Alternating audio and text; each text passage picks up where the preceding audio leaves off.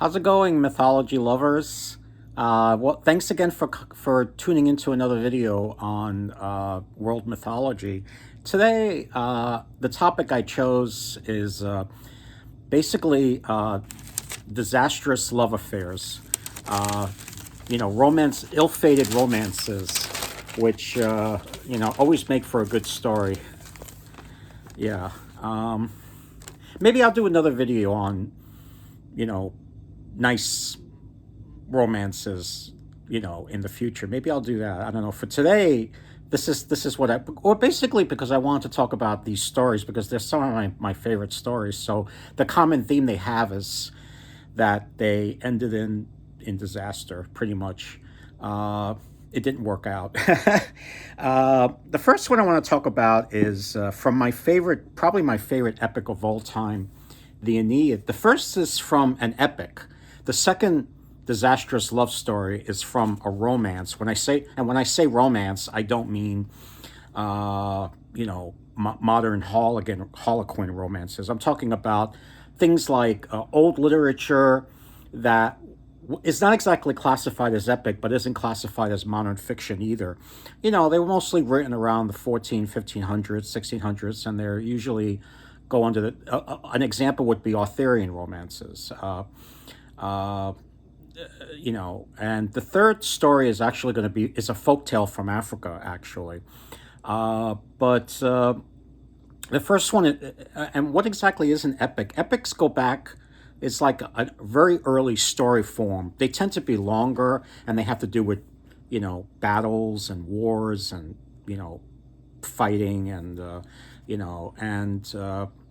of course, when you think of epic, you tend to think of Homer's Iliad, and that's considered a great epic, and it is. But my personal favorite is actually Virgil's Aeneid. This is the epic that Augustus Caesar told Virgil to write because it tells the story of the of the ancestors of the Romans. The Romans like to think that their ancestors were Trojans. Uh, that were, the survivors of the Trojan War, the civilization that was destroyed by the Greeks. Um, what happens is that one of the survivors of this particular edition is translated by Fitzgerald, but there's others as well. I'll have this in the comments below, in the description below. Um, so what happens is that one of the survivors, a leader by the name of Aeneas, he actually was one of the ones that escaped the burning of Troy, and he was fated by the gods to leave Troy. Don't try and rebuild it anywhere, but basically you have to go on a journey to Italy, to the land called Italy, and there you'll find a people, and you're going to marry the daughter of the king there. There's going to be a king named King Latinus, and he ruled over this group of people known as the Latins. There he's fated to fight a war against the people that are there, who rise up against him. And so anyway, I'm jumping ahead of myself. But anyway, so they leave Troy on ships, and Juno, the wife of Jupiter, always hated the Trojans. One of the reasons is because she wasn't chosen as the most beautiful by Paris. Instead he chose Venus, or rather Aphrodite, the Greek version, the Greek version of Venus, as the most beautiful of the goddesses. And so Juno, or rather in the Greek version, Hera, always had this burning hatred for Trojans. And so what she does is that she goes to Aeolus, the god of the winds, and tells them to raise a storm.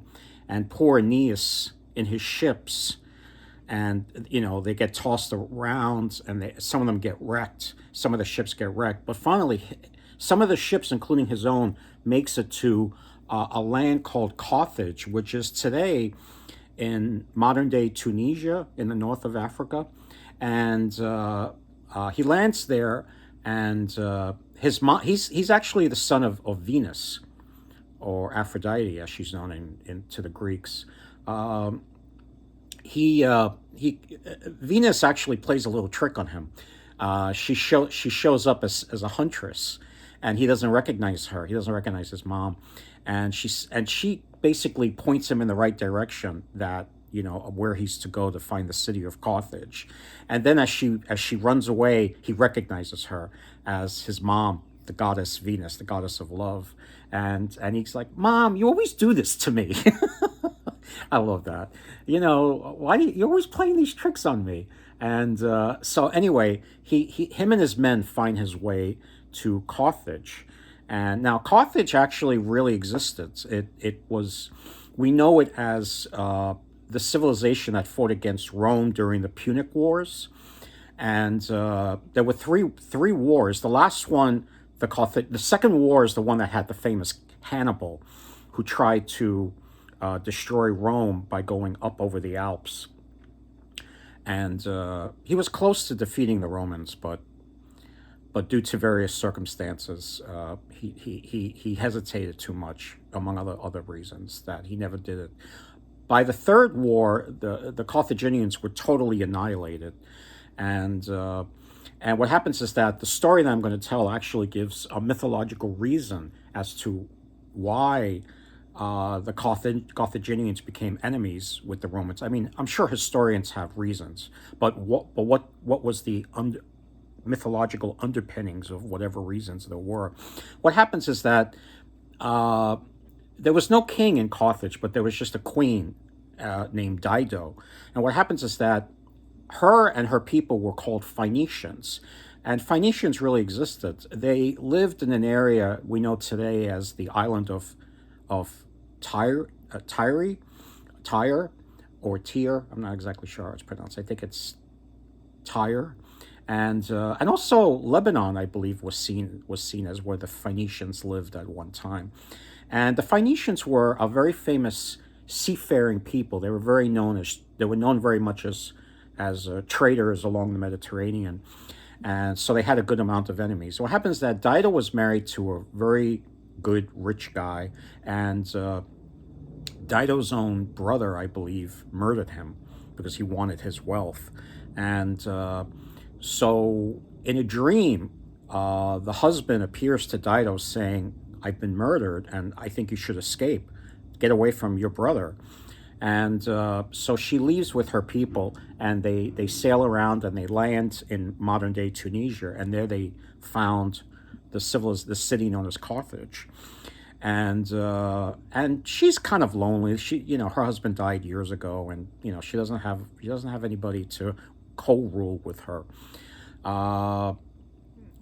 So what happens is that she sees this very handsome man walking around in her city, and that's along with other men, and that's none other than Aeneas. And Aeneas begs her, we've been in a storm at sea. Oh, I skipped a funny part. What happens is that when Juno goes to Aeolus, the king of the winds, to stir up the oceans, hoping to destroy the fleet of Aeneas, Poseidon gets very angry at this and says, "Okay, maybe Aeolus, he has the right over the winds, but now you're stirring up the seas. That's my domain." So he calms the water, and so but still they needed a place to stop to repair the ships and to get some respite, some rest, some food. So Aeneas begs Dido, and the two of them, of course, they like each other very much. Pretty much. I mean, she's this very strong, intelligent, beautiful woman, Dido, and Aeneas looks like a god. He's very good looking. He's very brave. He's one of the heroes of the Trojan War. And what happens is that because Venus wants her to treat her son well and welcome him into her kingdom for as long as he wants, she has her son Cupid shoot her with one of his arrows. So Dido gets shot with an arrow, and of course, if you get shot with an arrow by Cupid, you're going to fall madly in love with whoever you're laying eyes on. So she falls in love with Aeneas, And with the passage of time, they get to know each other. And one day while out hunting, the two of them get stuck in a cave together because of a rainstorm. And of course, they have sex, and Aeneas falls in love with her as well.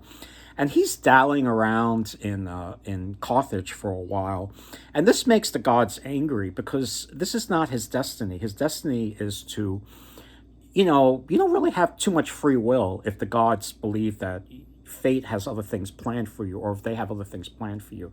So Jupiter sends down Mercury, and Mercury flies to where Aeneas is in Carthage and says, "Oh, you've been having a good time, haven't you, in Carthage?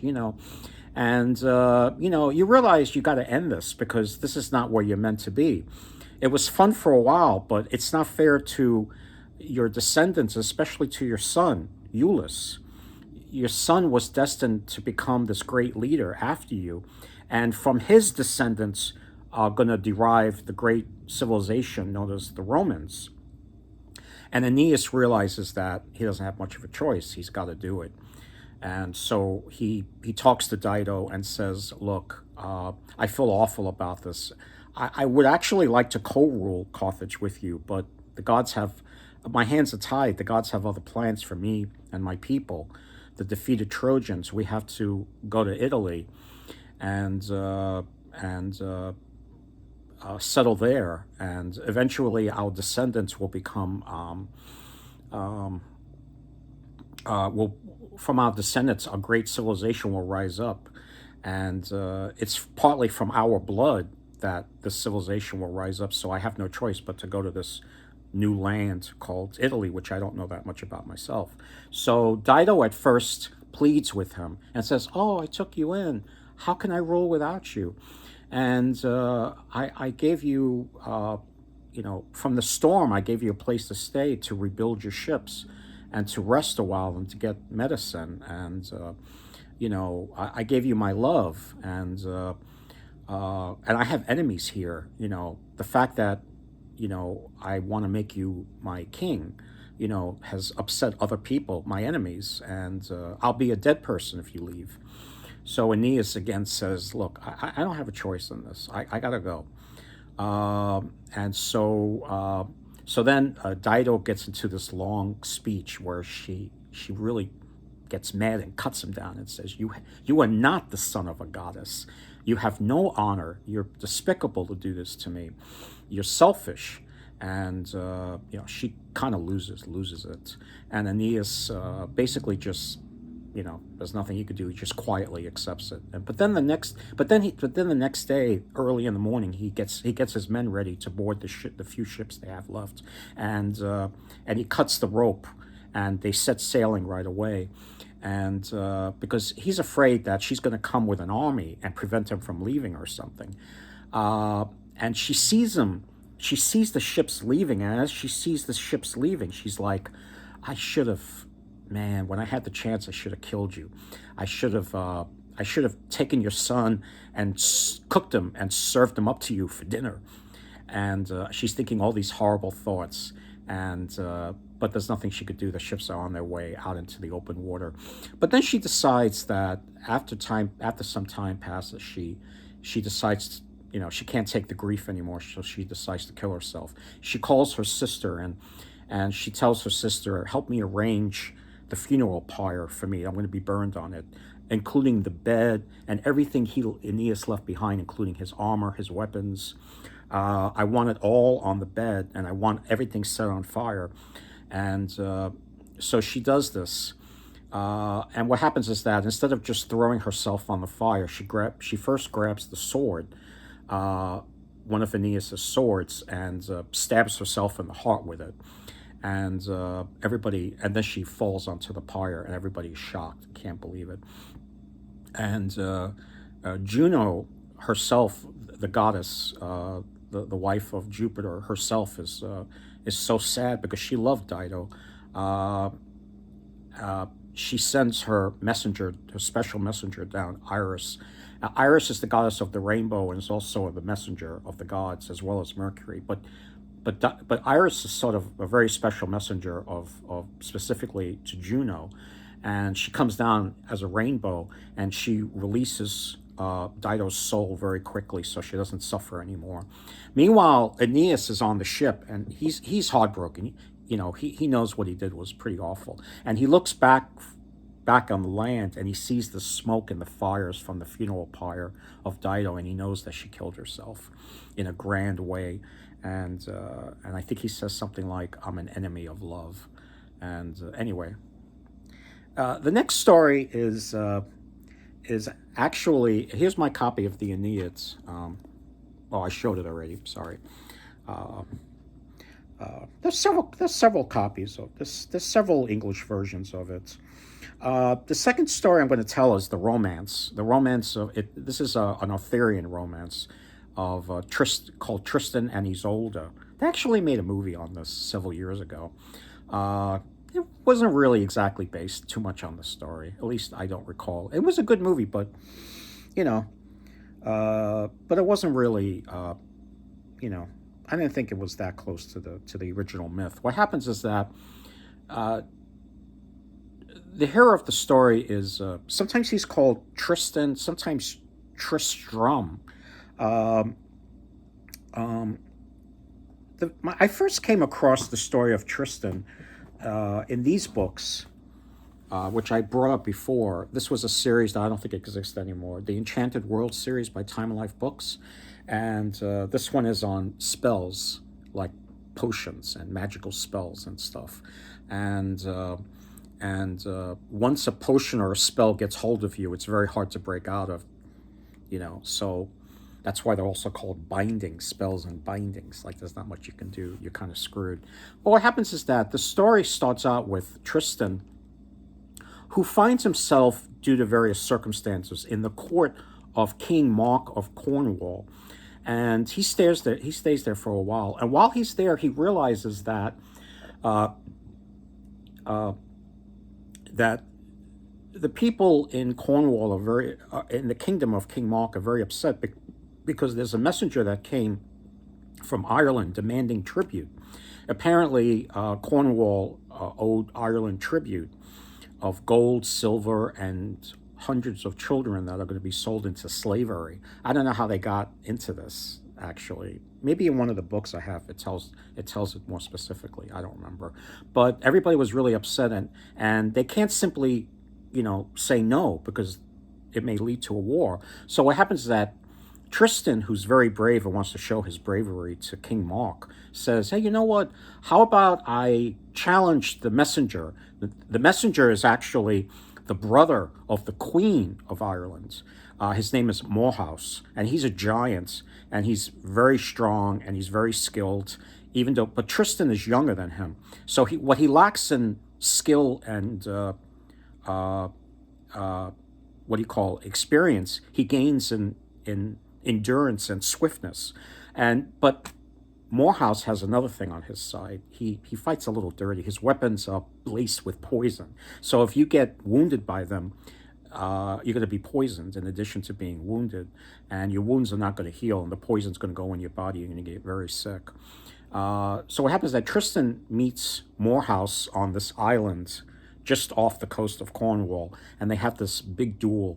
And Tristan gets seriously wounded, and he finds himself on his knees because of the wound and the poison that was in the spear. And he's about to give up. I mean, Morehouse is standing over him and insists, "Okay, give up." And Tristan, at the very last bit of strength, jumps up and slices. He takes a sword and he slices Morehouse across the helmet, and he mortally wounds Morehouse. And the people in Cornwall are very happy at this, of course. Uh, but what happens is that when he goes back to Cornwall, several days go by, and they realize he's only getting worse. Tristan, he's not healing from his wound. The wound is festering. It's getting worse. He's getting sicker. So they know that the daughter of the Queen of Ireland is actually a very skilled medicine woman, And they're like, hey, you know what? Maybe if you go to Ireland and disguise yourself, because nobody over there knows who killed Morehouse. There were no witnesses. There were no reporters. So if you go there, just change your name and disguise as just a person who's been struck by a poisonous weapon, maybe this Isolde can heal you. So sure enough, he goes to Ireland and he shows his wounds, and Isolde takes pity on him and says, "Oh yeah, I could heal that." So she heals him, and meanwhile, the two of them become close friends, but they never become lovers or anything. But they have this likeness for each other. He's very, very eloquent with the harp. He can sing and play the harp, and he sings songs to her. But he doesn't like woo her for himself or anything. I don't know why. Maybe because eventually they're going to find out that they're enemies. Maybe I'm not sure, but it's one of those little holes in the story, I guess. But anyway, when he's well enough, he goes back to Cornwall and he tells the king, Mark, he goes, hey, you know what? Isolde is not only a very skilled medicine woman, a very skilled doctor, but she's very eloquent, and she's very charming, and she's very beautiful. You don't have a wife. You don't have a queen. Why don't I go there as your emissary and bring her here if she'll accept you? And King Mark says, that's a good idea. Why don't you do that? So Tristan goes on another boat and sails there again, and he realizes that the court of Isolde is actually upset about something. He finds out that there's this dragon terrorizing the kingdom, and whatever kingdom that was in Ireland, I'm not exactly sure. And the king said, whoever kills this dragon can sue for the hand of my daughter Isolde. So Tristan, thinking, oh well, that'll increase my chances of winning Isolde for my King Mark. So he goes hunting, and he finds the dragon, and he kills the dragon. But the dragon not only is able to spew fire, it also spews venom. So he kills the dragon, but he gets very sick. But as proof that he kills the dragon, he cuts off the dragon's tongue, and he cuts off the dragon's tongue, and he puts it in his pocket, and he's about to walk back to the kingdom, but because he was covered in venom, it overwhelmed him, and he fainted. And he fainted not that far from the actual dead dragon himself. And then a little while later, up comes this cowardly person who is called the king's butler. And he sees Tristan fainted by the dragon. He thinks he's dead. And he sees that the dragon is dead too. So he says, oh, I'm gonna try and win Isolde for myself by saying I slew the dragon. So he cuts off the dragon's head, and he brings it with him, and he tells the king, look at what I got here. I killed the dragon. And meanwhile, Isolde and her mother, the queen, they don't really believe the story. They said, this guy's a coward. He would never face a dragon. So they don't believe it. And sure enough, they go to where the dead body is of the dragon, and they discover Tristan, and they bring him back to court, and they realize that he's very sick because of the venom. And between the queen and the daughter Isolde, they cure him for a second time from the venom. And Tristan shows them the tongue he has in his pocket to show he slew the dragon, and and that venomous tongue was probably also what made him sick, handling it and then sticking it in his pocket, and his hands are dirty. Come on, dude, wash your hands, So anyway, but in addition to this, they find evidence to the fact that he slew the dragon, they also happen to examine his sword, and Isolde and her mother, they discover that there's a little chip from the sword missing, and they notice that the chip missing from the sword is the same exact shape that was found in Isolde's uncle's skull, where Tristan mortally wounded him, and now Morehouse's skull. Now Isolde, the daughter, thinks that Tristan should be punished for killing her uncle, the queen's brother. But the queen says, you know what? Yeah, but it was an honorable fight. Morehouse agreed to the fight. you know, Tristan won fair and square, so he should be absolved of this crime, if it's even considered a crime. And it was a fair fight, and your uncle, my brother, happened to lose, so they let it go. But then when it came time for him to ask for Isolde uh, as a bride, they're a little dismayed that he didn't ask on behalf of himself. He asked for his king, King Mark, and Isolde and her mother, the queen, were a little like, really, you don't want Isolde for yourself? You two like each other so much, and you're so much suited for each other. You're going to give him to some old man who's a king. What if he doesn't like her? He never met her before, so that they're a little disappointed. Meanwhile, the mother of Isolde, just to ensure that the king falls in love with her, she makes a magical potion, and instead of giving it to Isolde, she gives it to Isolde's maid, a person by the name of Bragwain, and Bragwain is told to keep it safe and don't let them get close to it, because if Isolde and Tristan drink it, they're going to fall in love with each other. So she keeps it. She keeps it in a cupboard, which is not really the best place to keep it. It's not even locked. And as they're sailing to Cornwall, Isolde has mixed feelings about this whole thing. She's like, really, I'm not too happy about marrying this king of yours, and you know, Tristan is trying everything to cheer her up, and he can't seem to make her smile.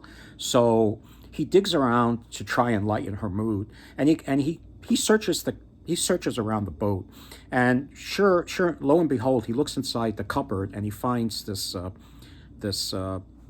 vessel filled with what he thinks is just wine, and he takes a sip of it and he gives it to Isolde. He says, "Hey, take a sip of this good wine. You'll feel better." And sure enough, it's the potion. So they both drink it, and they look at each other and they fall in love. Meanwhile, they can't, of course, pursue this feeling because she's promised to the king, to King Mark. So the two sort of meet, discreetly and quietly, and they keep it a secret whenever they can. I mean, they meet whenever they can and keep it a secret from King Mark. But of course, a love this fierce can't really be hidden that well. So, eventually King Mark notices something going on. I mean, the way they look at each other, the way they hold hands, the way he spends time in her chamber, always playing his harp and singing, And then there's even other knights of King Mark who accuse Tristan of cuckolding the king, and the king actually uh, mistreats not so much Tristan, but mistreats sometimes Isolde for by accusing her of fooling around with Tristan. And at one time, he makes her take a solemn vow. Uh, and what happens is that before she takes a vow, she needs to cross this river, and there's Tristan disguised as a beggar, and he lifts her up, and he crosses the river with her, so she doesn't get wet, and she kisses him on the cheek, and this way it won't seem like she's lying when she takes the vow. She takes a vow. She goes, "I've never done anything sexually with anybody behind your back except kissing that beggar for for helping me across the river." So in a way, she kind of told the truth because it was Tristan in disguise. So King Mark believes her for a while, but eventually this goes back and forth. Where Tristan is in the king's favor again, and so's Isolde. But eventually, other things happen where eventually Tristan is outlawed, banished to this other realm, and because Tristan is so fueled by his passion for this woman that he can't have, he spends a lot of time fighting other champions, and basically finding himself in dangerous situations, either to protect the kingdom he's serving, such as for a time he's with King Arthur and with his knights. There's a time he becomes so famous for his bravery and skill. He's second in skill only to Lancelot himself, and but his mind is always on Isolde. But he's channeling all this passion to fighting, and always finding himself in dangerous battles. And eventually he finds himself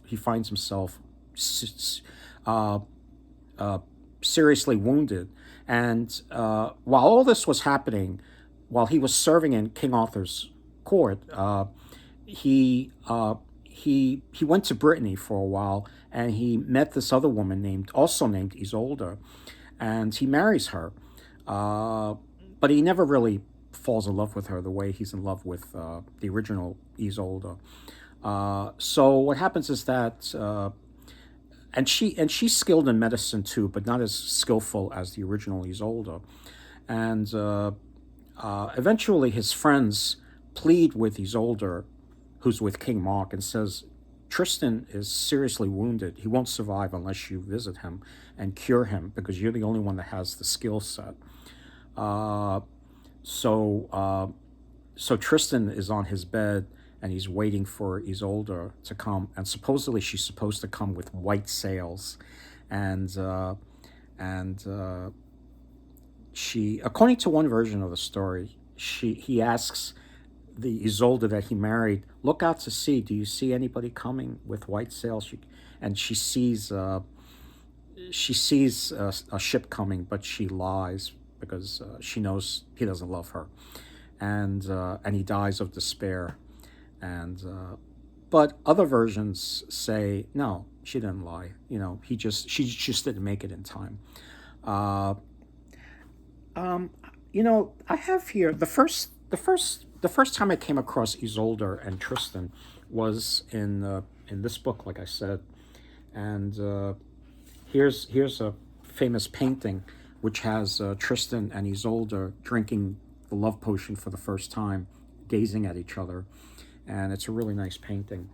And however, it was years later that I read the original sources, not in the original languages, of course. For example, one of the oldest, if not the oldest version, is this one by the French writer Beroul. I guess that's how you pronounce his name. The Romance of Tristan, and you know,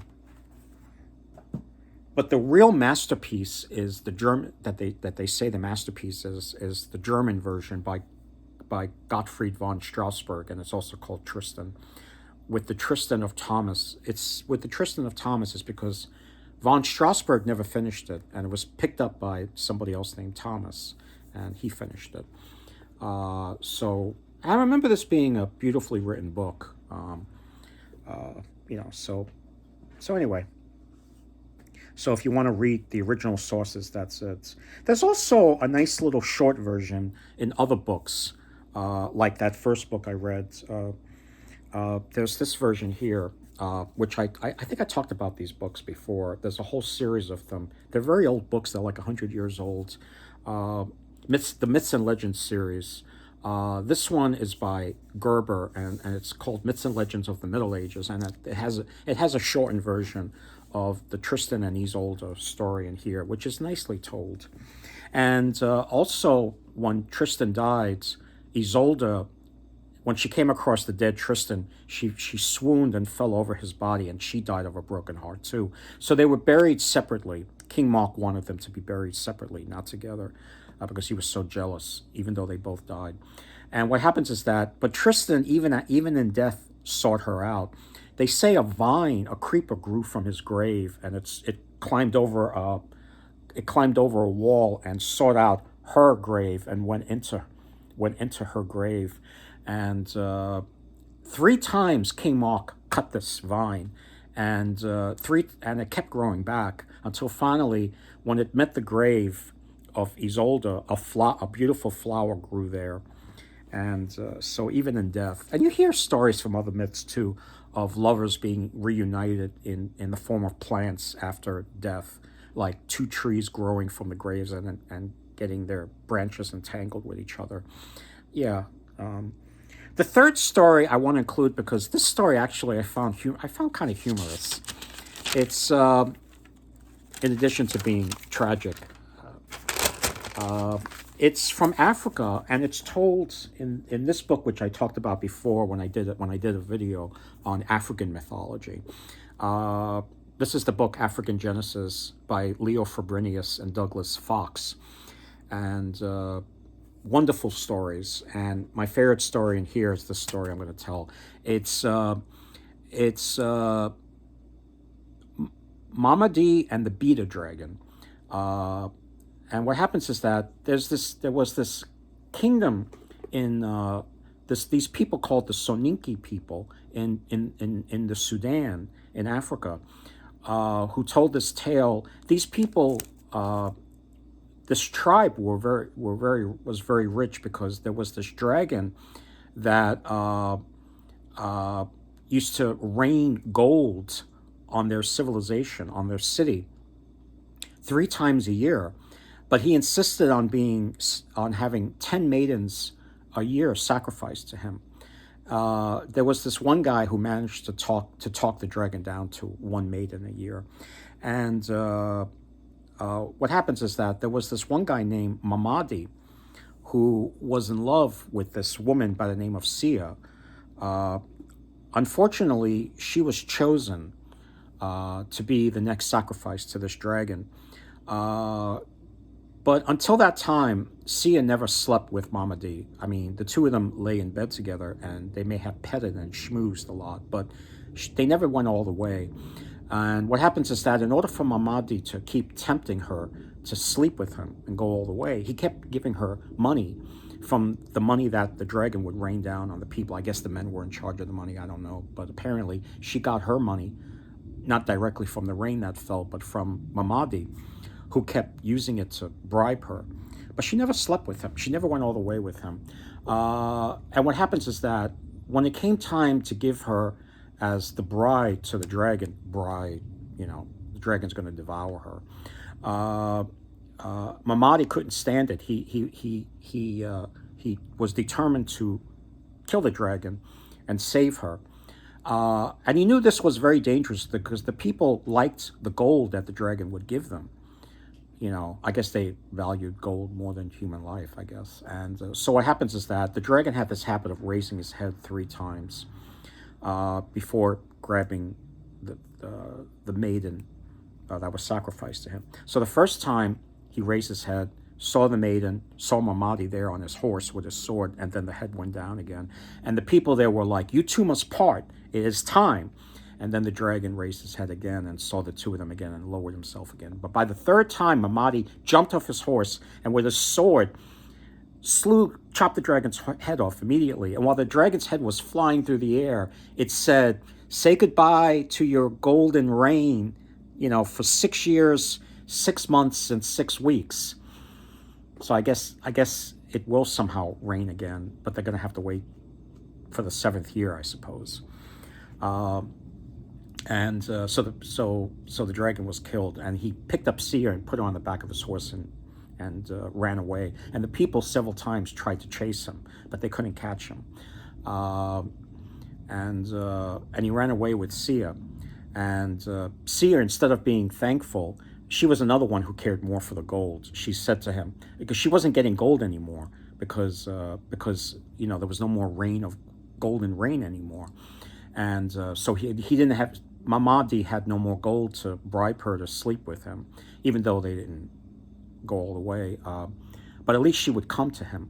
And what happens is that Sia tried to get out of this relationship, and she was like, because there was no gold in it, she was like, "Oh, you know what? I don't feel like doing this anymore. I have a headache. Why don't you, maybe human bloods might, I heard that human blood can solve a really terrible headache." So what Mamadi was so devoted, either that or he was so foolish, he cut off the tip of his pinky, and he cut off his pinky and he gave it to her, and she rubbed the bloody stump of the pinky on her forehead, and nothing worked. She goes, "Oh, maybe if you cut off one of your toes, that'll work." And he cut off one of his toes, and she rubbed it on her head, and nothing happened, of course, because there was nothing wrong with her. And then she went away, and a messenger came to him, and when he was looking for her, and the only person he was able to find was a messenger from her saying, "No, Sia is no longer interested in you. She's only interested in men who have 10 fingers and 10 toes." And he was so upset by this. the grief nearly killed him. So he came across this witch, and he had this witch concoct some sort of ointment that is used in the hair, and this ointment would make anybody, if it touched the skin, it would make anybody think of Mamadi. So what happens is that the witch happened to also be a hairdresser who used to always dress Sia's hair, cut her hair, style it, fix it, anoint it with oils.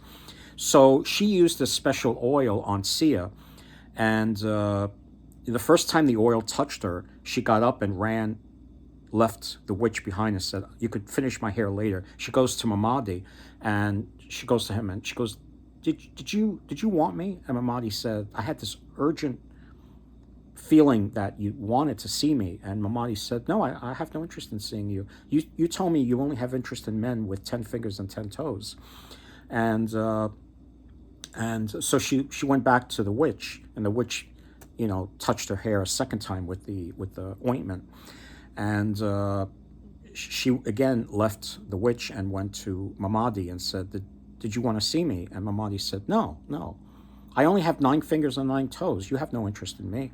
So she goes back to the witch, and the witch, finishes dressing her hair with the oil. And finally, when the witch was done, Sia couldn't stand it anymore. She kept having this feeling that Mamadi wanted her, so she ran to him. But Mamadi was prepared for her.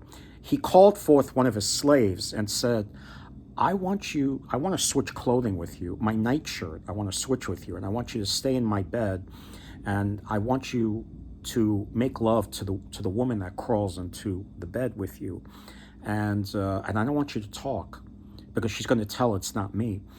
And so, Sia goes to the bed where she sees Mamadi's shoes by the bed, and she thinks the person sleeping in the bed is Mamadi because she recognizes his nightshirt. And she knows that he's kind of quiet, and he doesn't say much. So she gets into bed with him, and without saying a word, the two of them make love. And early in the morning, Mamadi comes into the bedroom and tells the slave, "You lazy slave, I told you to groom my horses." And the slave says, "Oh, I'm sorry, I was sleeping with this woman." And Mamadi says, "Instead of grooming my horses, you're sleeping with this horrible, disreputable woman." And Sia gets up and realizes the trick that was played on her, that she slept actually with a slave. And she was so mortified. And she looks at Mamadi and she says, "You pay back well." And he did pay back well. And the end of the story is simply she goes back home and she dies of grief and embarrassment. But she deserved it. He didn't even have to put a sword to her. She just died of shame. And I first came across this story in this fun little book called Universal Myths by Alexander Elliott. Heroes, Gods, Tricksters, and Others. And fun story. And then I tracked down where the book originally came from, and sure enough, it's from African Genesis, which I just showed you. So I think, both versions are very close together, are very similar, but I think this is where the story originally appeared, most likely, and plus you get all these other great African stories too in here. So anyway, I'll have the 3 stories in the description below this video. I also want to say before I go, sorry for the video being a little long, but I want to thank all those that gave me so much support when I gave my little video about a year ago. I think it's been, or was it just several months ago, when I talked about how I haven't been making too many videos because I've been battling cancer. I had brain surgery. I had a brain tumor, and back in November of last year, and I got so many nice messages from you subscribers out there, and I really appreciate the support. I'm doing well. I'm still on chemotherapy, and I'm still having an MRI scan every 2 to 3 months to make sure nothing's growing back. But so far, so good. So let's hope I'm okay, but I'm still have to undergo chemotherapy. Apparently, chemotherapy for brain cancer is very different. It's not like you go through a few rounds where you go to the hospital and they give it to you intravenously. They're in the form of pills, but it takes a long time. It takes like 12 months of rounds of chemo. So let's hope I get done soon. I should be done in like another 4 months. You know. Anyway, so thanks for joining me. Until my next video, take care.